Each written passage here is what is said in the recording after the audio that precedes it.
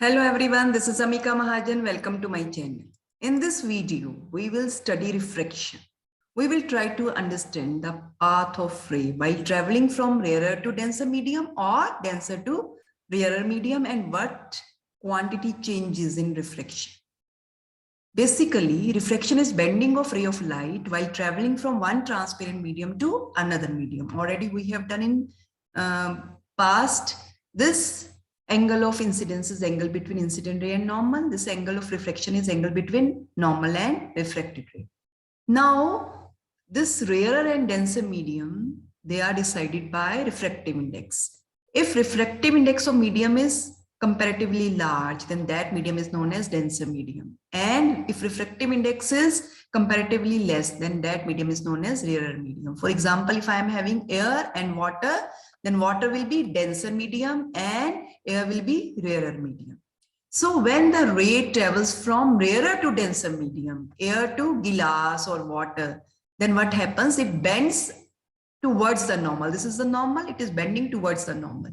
So angle of refraction becomes less than angle of incidence, or you can say angle of incidence is more than angle of refraction. So the medium in which incident ray is lying is rarer medium and the medium in which refracted ray is passing, that is denser medium. So अगर कोई रे rare से denser medium की तरफ चलती है तो ये नॉर्मल की तरफ बेंड होती है और एंगल ऑफ इंसिडेंस इस केस में हमेशा एंगल ऑफ रिफ्लेक्शन से ज्यादा होगा. बट अगर रिवर्स हो, यानी ये डेंसर से एयर की तरफ जाए, यानी वाटर से एयर की तरफ जाए, डेंसर से रेयर की तरफ जाए, it bends away from the normal. तो इसका मतलब क्या हुआ? Angle of reflection is more than angle of incidence.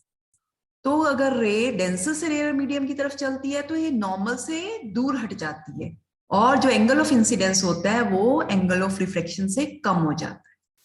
Now we know that Snell's law sin I upon sin R is equal to refractive index of medium. अगर ये medium 1 है, ये medium 2 है, तो ये किसके इक्वल होगा?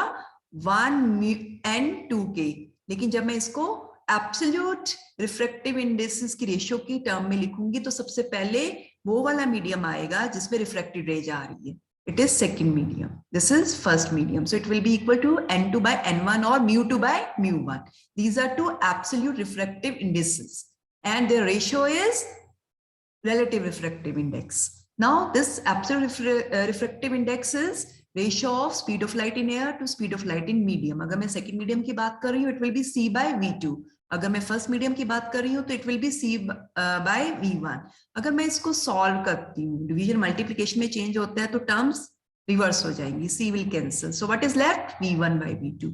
तो मेरे पास एक रिलेशन आ गया, n2 by n1 equal to v1 by v2. After cross multiplication what I get? n1 v1 equal to n2 v2. What is the meaning of this? That n into v is constant. Refractive index और speed की जो product है उस medium में constant है. तो if n1 is greater than n2, then v1 has to be automatically less than v2 to keep this product same.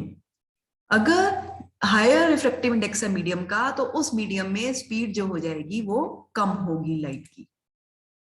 So denser medium में कम speed से लाइट चलती है. अब बेसिकली हमने क्या समझा है अभी तक कि जो फ्रीक्वेंसी होती है ये फंडामेंटल प्रॉपर्टी है. It will not change when light travels from one medium to another. अब मैं ये कह रही हूँ कि स्पीड चेंज होती है मीडियम चेंज होने से, और जो स्पीड किसके इक्वल है? Frequency into wavelength. अगर फ्रीक्वेंसी चेंज नहीं हो रही तो इसका मतलब वेवलेंथ चेंज हो रही है. So it will be new into lambda air upon new into lambda medium, क्योंकि जो एब्सोल्यूट रिफ्रैक्टिव इंडेक्स है पहले एयर की स्पीड आती है, नीचे मीडियम की स्पीड आती है. अब ये जो फ्रीक्वेंसी सेम होने की वजह से ये फ्रीक्वेंसी कैंसिल हो जाती है. What is left? It is the ratio of wavelength in air to wavelength in medium. तो मेरे पास बहुत सारे रिलेशन आ गए. पहला तो क्या था? Sine i upon sine r equal to n2 by n1. अगर 1 से सेकंड मीडियम में जा रहे हैं, और सेकंड मीडियम फिर सेकंड जो रिलेशन आया वो क्या आया? It is ratio of speed in first medium to second medium. और फिर थर्ड जो अब रिलेशन आया वो क्या आया? It is also equal to wavelength in first medium to wavelength in second medium. You have to keep in mind all these relation. Memorize them for your further calculations in numericals. अब refraction में क्या होता है, if ray is incident normally on the surface, what is the meaning of this, कि normal और incident ray में angle zero हो जाए, यानी एंगल ऑफ इंसिडेंस जीरो हो जाए तो एंगल ऑफ रिफ्लेक्शन भी जीरो हो जाता है। तो इसका मतलब क्या हुआ कि if ray of light falls on interface normally, then on passing into second medium it will not deviate from its original path, सीधी ही निकल जाएगी अगर ये नॉर्मली फॉल कर रही है इंटरफेस पे। अब रिफ्रैक्शन के दौरान क्या क्या चेंज होता है और क्या क्या चेंज नहीं होता, speed changes, wavelength changes, even intensity of light changes during refraction, but what does not remain, what does not change, that is frequency, frequency remains same. अब इंटेंसिटी क्यों चेंज होती है लाइट की रिफ्रैक्शन के दौरान, because during the process of refraction there is partial reflection of light as well as absorption of light, जिसकी वजह से जो इंटेंसिटी है वो सेम नहीं रहती after reflection. Thanks for watching this video, like, share and subscribe to my channel.